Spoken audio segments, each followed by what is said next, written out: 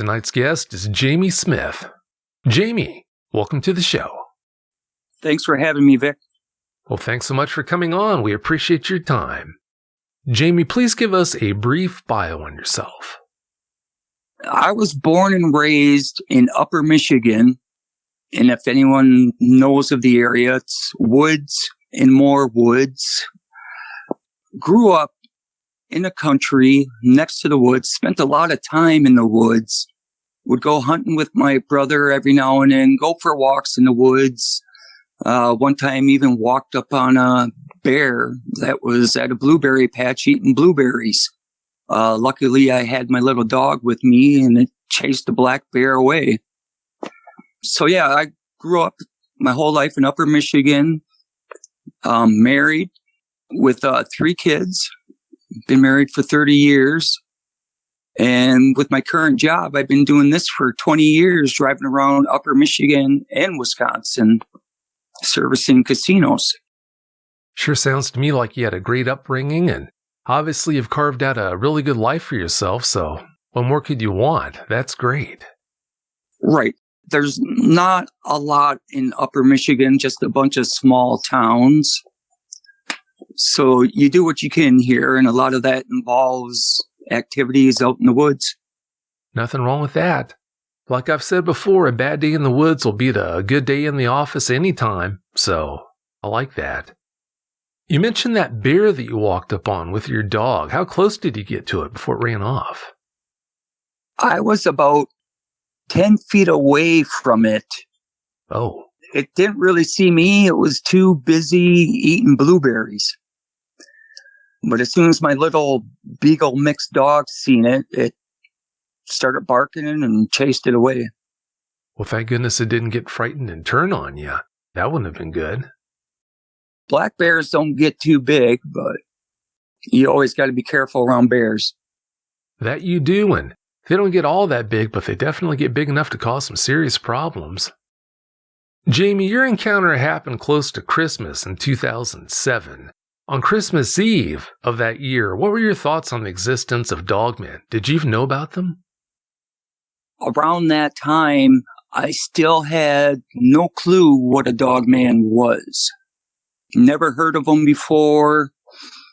Never really heard anything like that. Well, that had to be quite the shock to the senses to just be thrown into the deep end. You had your encounter, and that was your introduction to them being around. That's rough. That really is. If you didn't know about Dogman, I know full well you must have known about Sasquatch. What were your beliefs on their existence? Did you think it was nonsense? It's kind of one of those things where you have to see it to believe it. The more and more you hear people talk about their encounters, you start to believe it more. But I think at that time, I probably thought it was probably a lot of nonsense, or people were seeing something else and were getting screwed up on what they were seeing. Yeah, that's a pretty common way to look at the phenomenon. The more you dig into the existence of Sasquatch or Dogmen, it just gets harder and harder to dismiss their existence. But if you don't put any research into the phenomenon, the Dogman phenomenon or the Sasquatch phenomenon, it's all too easy to just brush it off as complete nonsense. So, yeah, that didn't make any difference from most people. But from what I understand, not too long after you had your Dogman encounter, you saw a Dogman-related documentary that helped you realize what you had seen. What more can you tell us about that? Yes. I always watch the Discovery Channel because I like the kind of shows they play on there. One night they were showing a Wisconsin Dogman episode. So I'm sitting there watching it, and they'll show recreations of a Dogman in people's stories. And I realized by watching this that, hey, I've seen something like this before. And now I could finally put a name to what I seen. When you finally realized what it was that you had seen, did you go and tell your wife at the first opportunity that, okay, I had this experience, I didn't know what it was, but I just saw a documentary that gave me an education on that? Or did you just keep it to yourself? I told my family what I seen that it was most likely a Dogman. Not sure if they really believed me. I told a few people since, only people that I believe that I could trust with this information, because it's not something you want to go around blabbing to everyone about, because a lot of people look at you like you're crazy. You're right. Unfortunately, they will, but if they do that, that's a them problem, because you know the truth and they don't, so be it. If you drive that much in Wisconsin, what's the most frightening thing that you've seen or experienced driving from job to job that wasn't Dogman related? One time I was driving through Wisconsin, there was a couple cars ahead of me, and I actually seen a cougar run out in front of the road, and the second car in front of us hit it. The cougar did a 360 spin in the air and landed on the side of the road. Now, in this area, the DNR and all the officials will tell you there's not cougars in the area. Well, I seen one get hit right in front of me.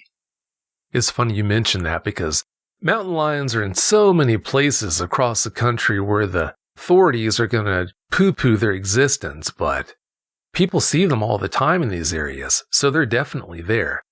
Right. It was a small one that I seen, but yeah, it was a cougar. You know, I've also had bear run out in front of me, wolves run out in front of me, coyotes. I've seen just about every kind of animal there is in the woods just from driving. Well, putting on the kind of miles that you do, I believe it. Yeah, I can only imagine what you've seen. Speaking of the driving you do for work, after having that encounter while doing that, did that make it really difficult for you to continue driving from job to job, or do you still feel safe in your vehicle and it's not that much of a problem? You feel safe in your vehicle because you're inside a vehicle and you feel like, well, I can go faster than anything that's out there. But at the same time, my eyes are now watching, because you never know what's going to pop out of the woods.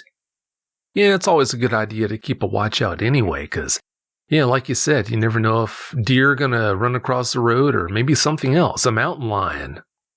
I've hit deer. I've hit turkeys. So there's a lot of animals that'll run out in front of you. That there are. Yeah, definitely. I've done that myself. If you've had a Dogman encounter and would like to speak with me about it, whether in private or on the show, please go to dogmanencounters.com and submit a report. If you've had a Bigfoot sighting and would like to be a guest on one of my 2 Bigfoot shows, please go to mybigfootsighting.com. All right, Jamie, please tell us about your encounter now. Give us every last detail that comes to mind. Okay, so I was scheduled to work at a casino in Nekoosa, Wisconsin. I live in Manistee, Michigan, which is about 5 hours away, 5 to 6 hours, I want to say. I've never drove to Nekoosa before, so this was my first time. I had to be there Monday morning at 8 o'clock to start work. So it was a Sunday evening. I remember I got ready. I think I left around 5 in the evening. For some reason, I mean, I drive a lot. I couldn't tell you what I did last Wednesday because I just do so much driving, I can't remember. But for some reason, I remember almost this whole trip, starting from when I left my house to where I ended up at. So I left around between 5 and 6. I remember driving a couple hours, stopping at McDonald's, getting a bite to eat. Remember leaving there. I remember turning into Green Bay, Wisconsin, turning on Mason Street, going west. I remember being in Green Bay. And then I got like probably a 45 minutes to an hour past Green Bay. There was snow on the ground, but there wasn't a lot of snow for the time of year, which was kind of unusual. It was pretty dark out. And I was just thinking to myself, how much longer do I have to drive till I get to this place? So I'm driving and I come across this cornfield. I mean, obviously there's no corn in it for that time of year. And about 75 yards ahead of me, I see movement on the side of the road.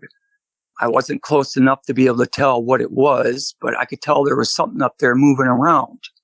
I got a little closer and I'm like, okay, I think it looks like might be some ravens, maybe some hawks on the side of the road. Cause I thought I seen wings flapping around. So I'm getting closer. So I'm starting to slow down. Cause I'm thinking, well, I got a bunch of ravens or hawks on top of a dead deer or something that was dead on the side of the road. So right as I get on top of it, what I thought was wings that I was looking at was actually a big shoulder, the biggest shoulder I've ever seen on any kind of animal or human being. Off the shoulder were these long arms that were waving around. So then I look down a little more and I see that this thing was squatted on top of a deer, like a catcher would squat. And its legs, it just didn't look natural. The legs and the arms didn't look natural on this thing. It looked like it was unnatural in its own body. So it looks like this thing is squatting on top of this deer, trying to hold it down, and its arms are waving around like it's trying to keep its balance. And at this time, I still didn't see his face. And I'm like, well, what the heck am I looking at? And then when I'm stopped right in front of it, it lifts its head up, looks directly at me, and shows me its teeth. It had big white fangs for teeth, had ears, big pointy ears on the side of its head. Its face had hair like a dog, but there was some, like under its eyes, there wasn't hair. It had a snout that really wasn't as long as a dog's snout, but it was long enough. The only thing I can think at the time, what I thought I was looking at was the only thing I could compare it to was a gargoyle that I've seen from old movies from the 70s and 80s. I had no idea what I was looking at. All I know is that it's looking at me. It's showing me its teeth. I hurry up and hit the gas pedal and got out of there as fast as I could. I finished driving, got to Nekoosa. The whole time there, I'm checking my mirrors, making sure this thing is not following me. But the whole ride there, I'm wondering, well, what did I just see? It didn't make sense to my head. I've tried to think of all animals I've seen in the past. The only thing I could say it looked like to me at the time was a gargoyle. You know, I got to my hotel room, sat in my hotel room the rest of the night and just sat there and thought, what was it? Was my eyes playing tricks on me? I had no idea what it was, Vic. Well, most people don't. They see something like that and they wonder, what in the world was that? What can you tell us about the aftermath? Did you put research into trying to find out what this was that you saw, or just drop it and let it go? At first, I dropped it and let it go because I wasn't sure what I seen. I told my family that I seen something. I don't know if they believe me or not, but then it wasn't until months later that I've heard of the Dogman, and I'm like, that's exactly what I seen. Well, like I told you before, I'm so glad you found out what it was. It took you some time, but better later than never. How far were you from Nekoosa when you had that encounter? I want to say I was somewhere between Green Bay and Nekoosa, which I think there might be 2 hours of drive time between the two places. You know, it was dark out. It was the first time I've ever drove this way before. So I had no clue where I was. And with it being dark, you don't really read the signs when you're driving. It was a complete shock to me. Oh, I'm sure it was. In your drive from that scene of that encounter to where you're going for work, that could go one of two ways. It could have either gone by in a flash because of what happened to you and you're in shock, or it could have seemed like it took forever. Which way did it go for you? Well, right now that I think back, it seems like a flash, like I was there in no time. Well, that's a lot better than dragging on, seeming like it took forever. So, that's a good thing. Is Nekoosa a small isolated town, or are there communities around it?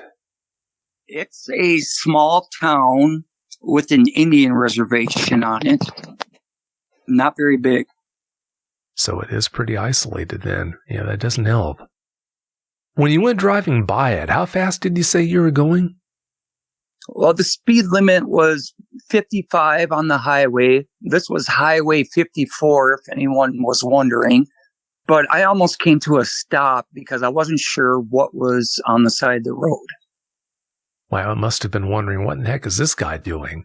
People don't come close to me and stop. It did not care that I was there in front of it. When you say you stopped right in front of it, how many feet would you say you were from it? It was only about 5 feet away from me. Oh, that's way too close for comfort. Yeah, it didn't care if I was there or not. It was eating its dinner, and I was interrupting its dinner. You said it gave the impression that it didn't give two shakes that you were there or not, but did it ever do anything that gave you the impression that it was about to come after you?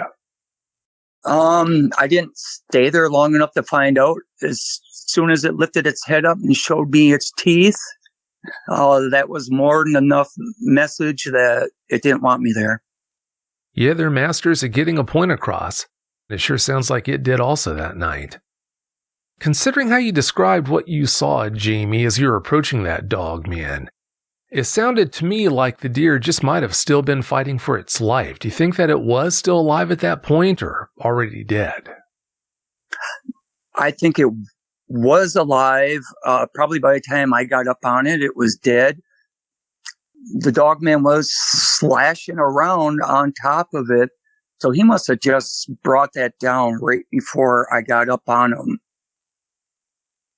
I don't think it was a roadkill that it was eating. I think it just killed it itself, and it was holding it down. That's why it was on top of the deer, squatted down on it, holding it down, waving its arms around, trying to get the deer under control. Yeah, it doesn't take these guys long at all to kill an animal like that, so that would make sense. You're probably right. If you'd like to be able to listen to the show without ads and have full access to bonus content, that's an option. To find out how, please go to dogmanencounters.com/podcast. Had you driven down that highway before you had that experience that night? That was the very first time I've ever driven that way. I have not drove down that highway since. Have you had to do any work in Nekoosa since then? That was my first and last time in Nekoosa. Huh. If they gave you an assignment where you actually had to go back to work to do a job, what would you do? Refuse it? I would probably find a different way to get there. I definitely wouldn't go back on that highway, and especially not when it's dark out. Yeah, I don't think anyone could blame you for that. After having that experience, what kinds of changes have you made in your life that a lot of people wouldn't expect you to necessarily make? Changes that aren't necessarily related to the threat of Dogman coming around or whatnot. I guess when I hear people tell stories, whether it be a Dogman or a Sasquatch, even ghosts, I no longer doubt anyone's stories anymore. As far as personally, I now know that there are these kind of monsters out in the woods. After I found out what it was, I've done research on them, watched as much, listened to as many people's encounters as I can, just to clarify what match up to what I've seen. And yeah, I think people need to know that these things are out there, whether they are some kind of inbred dog or some kind of demon, that people should know one way or the other. Well, it's admirable that you want to get the word out and warn people about their existence. What's frightening, though, is if they're out there, just imagine what else is, too. Right. There has to be a lot more of them. Even Bigfoots, there has to be a lot more Bigfoots out there, too.